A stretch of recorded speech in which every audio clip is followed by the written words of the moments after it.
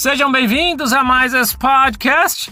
Eu sei que eu sempre tenho que avisar, porque é chato, né? Eu estar falando aqui e aparecer alguns tipos de barulhos, né? Porque hoje, mais uma vez, estou por aí, né? Estou num lugar externo, né?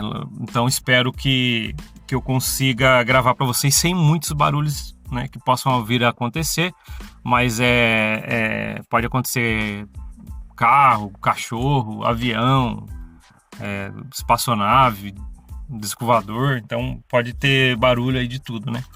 Então vamos lá. O que eu queria falar com vocês hoje, pessoal, é muito importante, tá?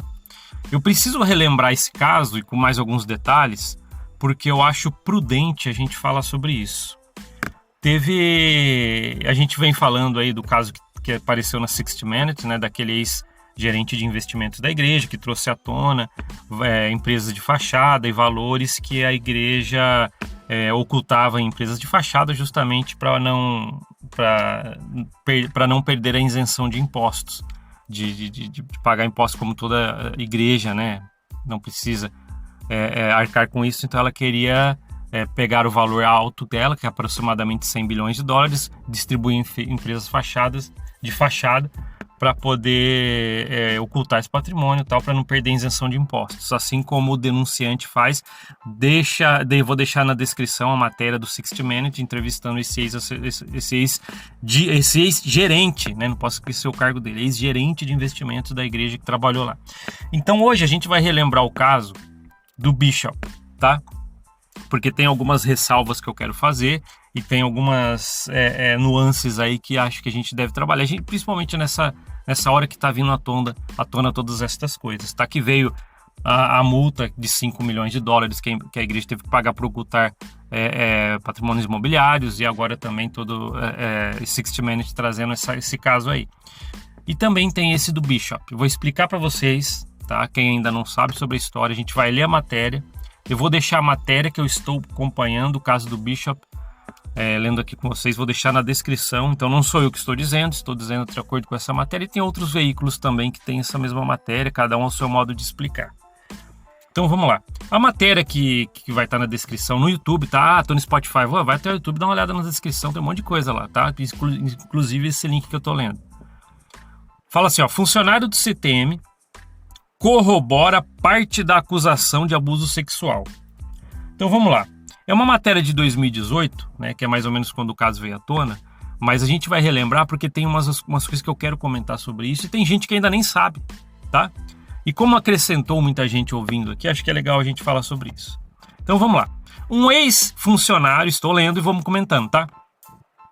Um ex-funcionário do CTM, Centro de Treinamento Missionário da Igreja de Jesus Cristo Santos dos Últimos Dias, em Provo, Utah, confirmou publicamente um bizarro e singular detalhe da acusação de tentativa de estupro, né? Nas redes sociais não pode completar a palavra, mas você sabe o que eu quero dizer, né? Um caso de estupro levantada por uma ex-missionária ao ex-presidente deste CTM. Então vamos lá. Um ex-funcionário do CTM lá de Provo, ele veio publicamente em 2018, né? Essa é a matéria de 2018. Levantaram o caso que ele sabia sobre isso, tá? De um ex-presidente de missão lá, que foi levantado o caso de uma acusação por uma ex-missionária que passou lá, acusando esse ex-presidente. Então vamos lá. O funcionário que pediu para manter sua identidade anônima, então não vamos ter o nome do funcionário que revelou, descreveu o infame quartinho no porão do CTM. Olha só, pessoal. Putz, cara, essas coisas me revoltam, mas tudo bem. O funcionário que pediu para manter sua identidade anônima descreveu o infame quartinho no porão do CTM, já dá para imaginar, né? Onde o presidente Joseph L. Bishop, esse é o nome do cara, teria levado a missionária para abusar sexualmente dela. Assim como a vítima vem afirmando há décadas, o tal quartinho era preparado com uma cama, televisão e um gravador de videocassete em VHS. Vocês estão vendo o que este ex-funcionário do CTM estava alegando? Não é simples, pessoal, não é simples. ninguém ia dar a cara a tapa para poder falar uma coisa que não é verdade. E esse é um caso que tomou uma repercussão grande, por isso que eu decidi falar sobre isso hoje, tá? Então vamos lá. Tais detalhes ressaltam a veracidade do testemunho acusatório da vítima, que vazou ao público.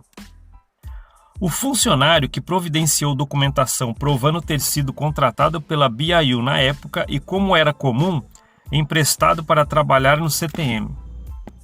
Esse funcionário ele afirma não conhecer a vítima pessoalmente, mas surpreendeu-se quando a inusitada e detalhada descrição do quartinho secreto do sexo do presidente do CTM veio a público por seu riqueza em detalhes e verossemelhança. O funcionário ainda descreve como o quartinho se localiza em uma região remota do porão, levando a túneis de acesso, linhas elétricas e encanamento, ao qual o acesso era restrito e bloqueado por múltiplas portas fechadas e trancadas a chaves. Tá, então vamos lá. Houve esse funcionário do CTM, ex-funcionário do CTM de Provo, que ele falou sobre esse quartinho, que ele testemunhou existir esse quartinho, que ele deu o nome de quartinho secreto do sexo do presidente do CTM. Meu pai do céu, olha o que eu tô falando. Olha o cara do Marmova falando aí. Não, eu tô lendo a matéria que vai estar na descrição, tá? Então tem um caso assim, ele está denunciando isso. Ele ficou sabendo também do caso de uma ex-missionária que denunciou um abuso. Ele falou, não conheço aquela missionária que levantou um caso de abuso aí contra esse presidente, mas eu conheço esse quartinho. Tá vendo como as coisas, e o que ela contou de como foi, e ele vendo o quartinho e testemunhando, ele até usou a palavra verossemelhança, porque é muito semelhante, as histórias se confirmam, tá? Então, vamos lá. Tô continuando aqui, tá? Quem estiver acompanhando aí, é que às vezes você tem que estar no celular, olhando no computador ou acompanhando na telinha, mas só me ouve aqui, depois você pode ver a matéria. O quartinho, também fechado a chaves, não possuía outro acesso, que não a porta, sendo desprovido de janelas, supostamente ter-se afirmado a funcionários do CTM que o quartinho era usado pelo presidente. Olha só, pessoal. Supostamente ter-se afirmado a funcionários do CTM que o quartinho era usado pelo presidente do CTM como um lugar onde ele pudesse tirar sonecas durante o dia e também orar e assistir vídeos do coro do Tabernáculo Mórmon para relaxar. Então, foi-se dito, né, como passada de pano, pelo que eu entendi, que o quartinho... Não, a explicação foi essa, que... Pessoal, desculpa os cachorrinhos aqui, que quem é muito antigo no podcast sabe que às vezes os cachorrinhos me acompanham. Onde eu vou gravar fora do estúdio que eu tenho, só cachorro que me acompanha. Ou é carro, é cachorro, é nave espacial. Mas eu vou deixar o cachorrinho falando aí, né? Senão eu não termino. Então a passada de pano que deram quando descobriram desse quartinho é essa. Olha, o quartinho era usado pelo presidente do CTM como um lugar onde ele pudesse tirar uma soneca durante o dia e também orar e assistir vídeos do coro do Tabernáculo Mórmon para relaxar, com uma cama num lugar escondido. Tá certo. Finge que fala a verdade que eu finjo que acredito. É mais ou menos assim.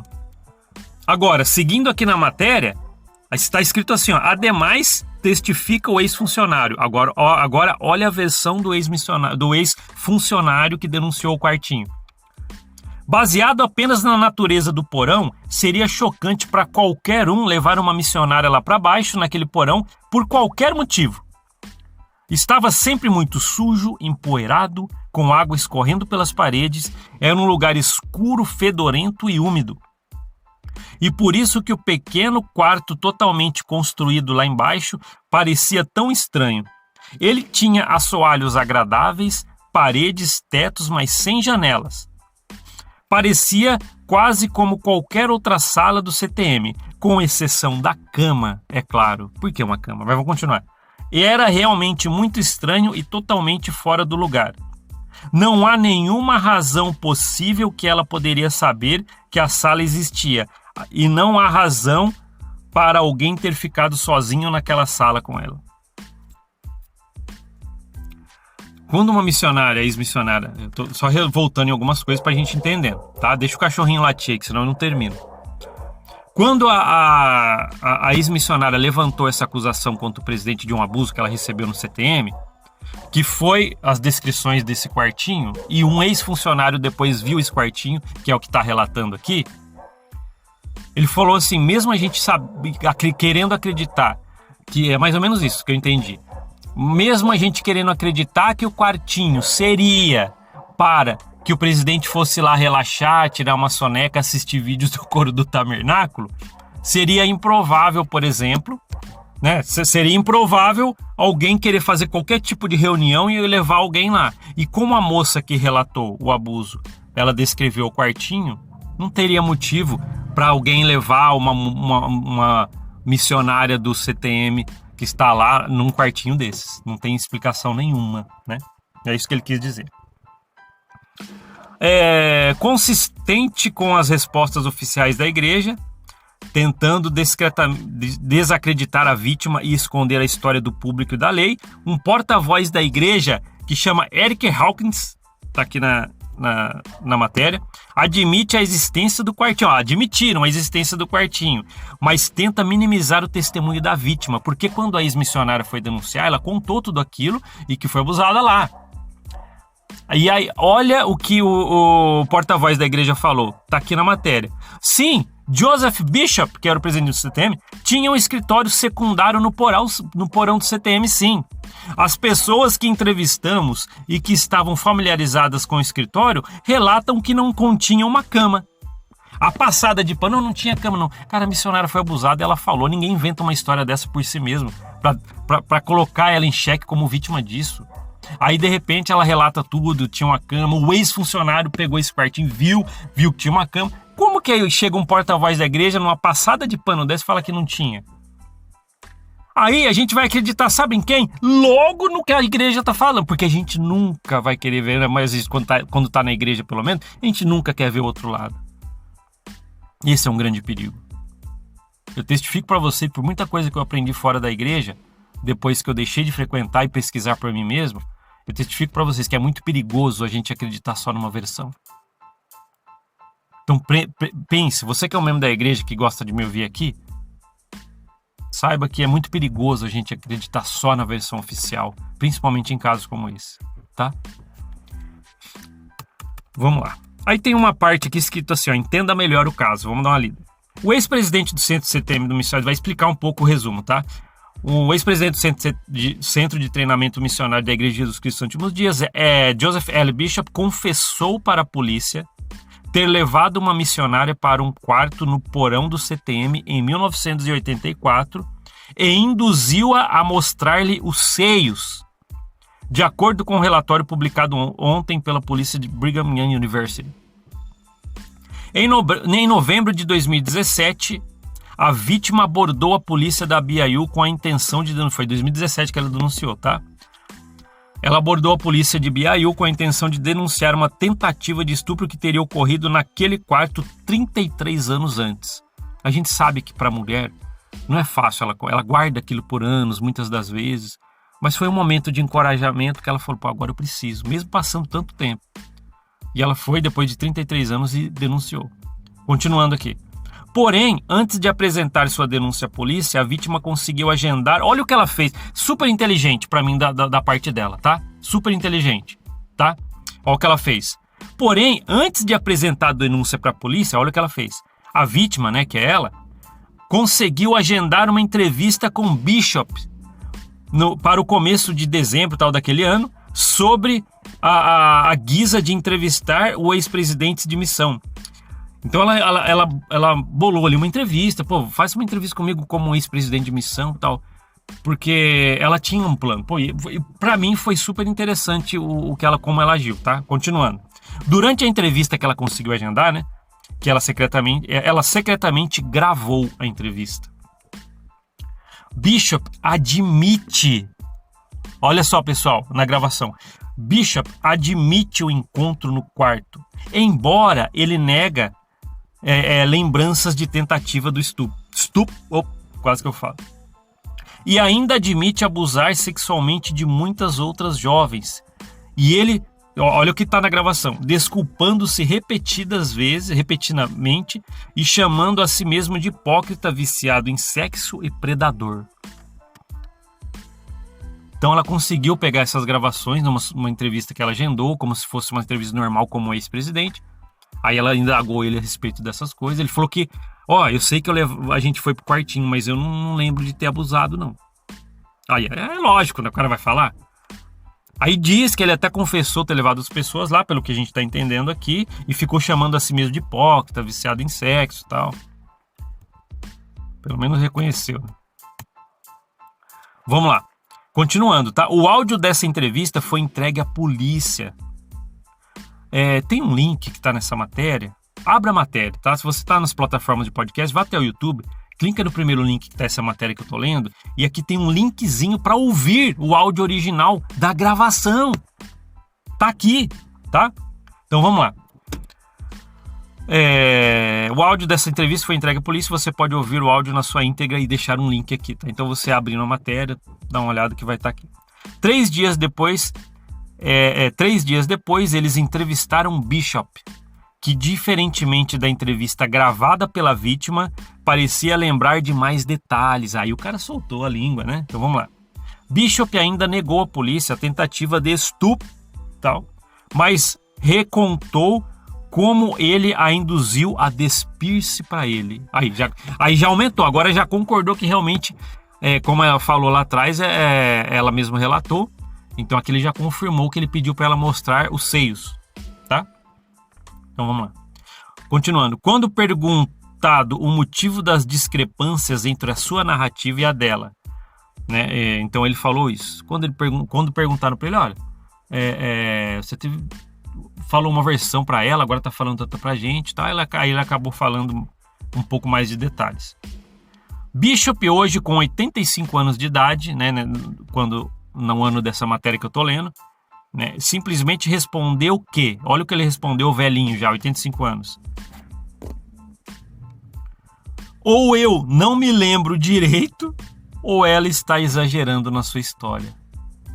Putz, cara, o cara com 85 anos de idade podia terminar sua vida, né, morrer dignamente, né, falando a verdade, mas o cara ainda assim, né, você viu o que ele falou, cara? Não faz sentido. É complicado, né, cara? Esses caras são assim mesmo. Se dá por desentendido. Ou eu não me lembro ou ela tá aumentando demais. Mas você errado, você nunca fala, né? Putz, cara, isso dá um negocinho na gente, mas tudo bem. Cachorrinho, dá uma trégua. Não, vou deixar o cachorrinho, porque senão faz de conta que eu e o cachorrinho estamos contando essa história aqui pra você. Tô lendo aqui, tá? A vítima havia denunciado o abuso para o seu bispo em 87, após retornar da missão dela. Então ela até falou na missão dela, pro bispo dela, que aconteceu. Mas olha só como é que é, muitos, não todos, mas olha só como é que é muitos dentro da igreja. Mas o bispo recontou ao jornal de Salt Lake Tribune que não acreditou nela e não levou a questão adiante simplesmente por não acreditar que fosse possível para um líder naquela posição cometer tamanho crime. Caramba, cara, quem que esses caras querem enganar? Quem que esses caras querem enganar? Pô, achando que a gente é trouxa, cara. Sim, né? Sim. Pra falar uma coisa dessa. Cara, a gente já falou de casos assim. Ela voltou da missão e foi falar pro bispo dela, o primeiro líder que ela encontrou depois da missão, pra relatar o que aconteceu lá no CTM quando ela tava indo pra missão. Ela contou que foi abusada pelo Bishop, esse cara aqui, e o bispo dela não fucking acreditou. E eu, do Mormon uma ova, que venho aqui ficar bravo, criticar, falar mal. Caramba, cara, onde que tá a cabeça esses caras? E eu que sou o cara ruim, hein? Muitos falam, eu que do Mormon uma ova vou pro inferno, que eu larguei da barra de ferro, eu que já tô com o diabo no cu, é eu, né? E esse cara? E o bispo que falou, não acreditou. Cara, o bispo não acreditou. Aí a gente vem e começa a se exaltar um pouquinho, porque ninguém tem sangue frio numa hora dessa. Eu preciso acalmar aqui pra gente conversar. Mas é muito complicado isso aí, tá? Muito complicado. Mas vamos lá. Isso aí. Olha o que esse bispo dela falou. Olha o que esse bispo dela falou quando ela foi relatar para ele. Eu senti que as acusações não tinham mérito. Eram tão extremas e sem lógica interna. É preciso muita avaliação para um homem ser aprovado para uma posição como presidente do CTM, o que torna a história dela difícil de acreditar. E aí? As mulheres já são subjugadas no raio da sociedade. Elas são julgadas por um raio de uma sociedade que cobra elas demais. E quando elas passam por coisas dessas dentro de uma fucking igreja, falando que não, aqui nós falamos em nome de Deus, aqui Deus é permitido, Deus Jesus Cristo, guia toda essa igreja para um cara, bispo, que ela foi recorrer, pessoal membro da igreja que me ouve, que eu tenho um carinho por você, ela tentou recorrer ao líder que você fala que tem um manto por todo mundo. Por favor, eu fui abusado, eu tô contando para você que não acreditou porque ela achou que só porque o cara era presidente da missão e eles têm muitos filtros, não, para escolher um cara como presidente de missão, ele tem que ser perfeito. É impossível que ela tá falando ser verdade e difícil de acreditar. O cara falou isso, bicho. O que você quer que eu penso? O que você quer que eu... Fala aí, deixa no comentário. Membro da igreja, deixa aí no comentário o que esse bispo fez. Foi fantástico o que ele fez pra você? Nossa, ele usou o manto dele?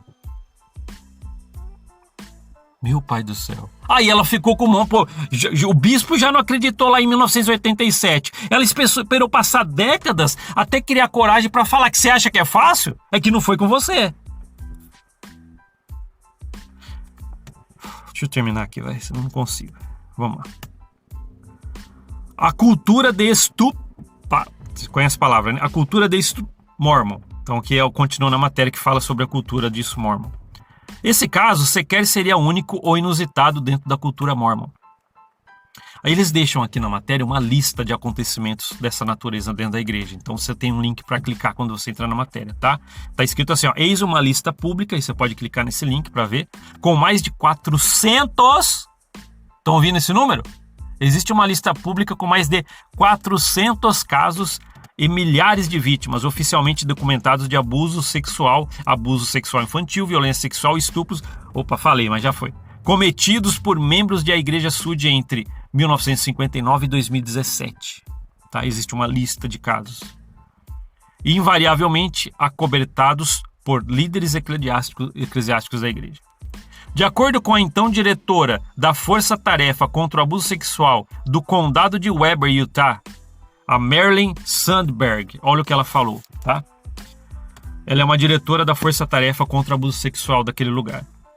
A maioria desses casos de abuso foram levados ao judiciário por indivíduos que não eram os líderes religiosos. Apesar de que em muitos desses casos o abuso havia sido inicialmente denunciado aos membros do clero, muito antes de ser denunciado às autoridades. Em um caso de incesto específico no qual eu trabalhei, o abuso havia sido denunciado a 6 bispos diferentes e apenas um deles fez a denúncia às autoridades. O abuso continuou por período de 11 anos. Uma mulher que trabalha numa força-tarefa contra abuso sexual daquele condado em Utah, ela falou, olha, esses casos todos, né, estudando todos os casos ali, que está nessa lista que você pode ver, ela falou, muitos desses casos foram avisados aos líderes antes, é isso que ela está querendo dizer, os líderes da igreja. Avisa, porque todo mundo na igreja recorre aos líderes, bispo, sei lá. E ela fala, só depois de muito tempo as pessoas tomam coragem e vão para as autoridades, porque não é fácil falar sobre isso, ou denunciar isso. E ela relatou esse exemplo de um caso que foi relatado de uma pessoa que sofreu isso, e ela foi a 6 bispos diferentes e só um. Vou levar para as autoridades e foi. O que vocês acham? Queria tanto saber a opinião de vocês disso. Então vamos lá. Por décadas a igreja manteve uma política de punir alunas de sua universidade que denunciavam, acho que está falando da BYU, tá? De sua universidade, que denunciavam sofrer estupros e violência sexual, até o ano retrasado, quando decidiu rescindir tal política misógina, e apenas após meses de severa repercussão negativa na mídia norte-americana. Naturalmente, tal política coibia vítimas de denunciar abusadores e estupradores, criando uma atmosfera propícia para violências sexuais nas faculdades da igreja por décadas. Vocês ouviram isso? Vocês ouviram? Tem um líder aí me ouvindo? Será? Tem algum líder? Queria que você me explicasse isso aí, sabe? É complicado. Não é pra atacar, falar mal, não. É uma matéria. É pessoas, envolvendo pessoas, vítimas. O que você acha da atitude da igreja? Você viu que falou aqui nesse parágrafo que eu li? Que por décadas a igreja tinha uma política de punir alunas que tentavam falar, né, se elas sofressem essas coisas. E aí? E aí? Vamos lá. Ameríndios da tribo Navajo estão processando, tem até pessoas de uma tribo que eu estou entendendo aqui pelo que eu vi na matéria, estão processando a Igreja Sud, alegando que eles sofreram abusos sexuais e estupros durante a infância enquanto sob a tutela de famílias mormons. Meu pai do céu. Vamos lá, continuando. Acusando a igreja não apenas de saber dos crimes cometidos, como de retornar as crianças para os lares onde os abusadores sexuais haviam sido cometidos. Os abusos sexuais haviam sido cometidos, mas também de acobertá-los e proteger os culpados sobre a guisa de não embaraçar a igreja, instruindo líderes locais e membros a não cooperarem com oficiais da lei ou denunciarem os crimes. Sabe, pessoal, eu já falei para vocês que poucas coisas ou quase nada me choca mais na igreja. Mas quando a gente traz de perto, não tem como não entrar na história dessas pessoas. Você se coloca no lugar, cara. Vocês já imaginaram uma missionária tentando falar para os seus líderes, pro seu líder, logo que ela volta da missão: líder, bispo, por favor, deixa eu falar uma coisa para você. Eu fui abusada lá no CTM. Não vi a hora de falar aqui pro meu bispo, que tem um manto, que cuida do pai da ala. O cara não acreditou, cara. Ele não deu crédito. Não pode ser verdade o que ela tá falando, porque para escolher um presidente de missão, a igreja é muito rígida com como a pessoa tem que ser. Tá bom. É revoltante isso. É revoltante isso. E a matéria foi tão legal, essa aqui, porque legal, né? Nada é legal aqui. Mas foi eficiente, porque ela também deixou a lista, né? De casos que aconteceram assim por várias décadas. Então tem o nome da pessoa, vocês abram, tá? Tem o nome da pessoa, o ano e o que foi denunciado. Eles conseguem saber vários casos. E é isso. Sabe quando que você vai ver uma matéria como essa num canal oficial da igreja? Sabe quando que você vai ver alguém contando essa história em um discurso da igreja? Sabe quando você vai ver numa conferência qualquer uma autoridade geral para o mundo inteiro, quando é transmitida pela rede TV, por onde for, falando essa história ou relatando histórias parecidas, ou uma lista daquela que está nessa matéria relatando todos os abusos por décadas que a igreja sofreu, acusações? Sabe quando você vai ver isso na igreja, nos canais oficiais e nela falando mesmo? Nunca. De novo, nunca. Porque se uma igreja dessa encoberta um líder que faz isso lá na ponta, ela não vai falar para os seus membros o que acontece de verdade. Essas coisas eu sei que dói. Por 40 anos eu não queria acreditar nada, nunca imaginava ter essas coisas. Sério mesmo, os 40 anos eu nunca imaginava ter causas semelhantes a esse. E se alguém falasse, eu não ia acreditar. Até a gente sair um pouco fora desse raio, dessa caixinha que te colocam, para você abrir um pouco a visão. E aí você vendo uma história dessa, se coloca no lugar da pessoa. Ela implorou ajuda e foi negligenciada. Vocês imaginaram isso? Ela voltou da missão e já contou que foi abusada do CTM. O primeiro líder que ela falou, o bispo dela, já desacreditou. Aí ela só depois de 30 anos, 33, não me lembro aqui, só depois que ela criou coragem para ir falar para as autoridades. Você sabe por que ela demorou tanto tempo? Sim, porque não é fácil. E às vezes você tá falando, nossa, ela demorou tanto assim, será que é verdade mesmo? Porque não é com você.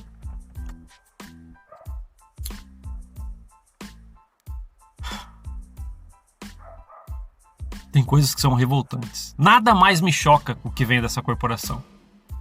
Mas ainda não deixa de ter coisas revoltantes como esse raio dessa história e mais um monte que deve ter.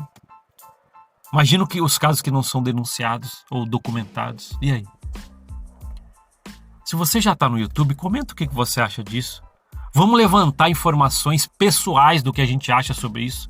Seria interessante para muita gente, quando vai ler os comentários no YouTube, falar, olha só, essa pessoa aqui também tem essa visão disso, essa também... Eu queria realmente.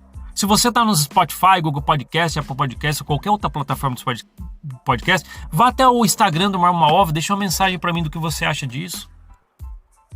Tá bom? Dá um descanso um pouco para a mente, né? Muito pesado isso. De verdade. Obrigado por ouvir esse podcast. A gente se vê na próxima. Até mais. Tchau, tchau.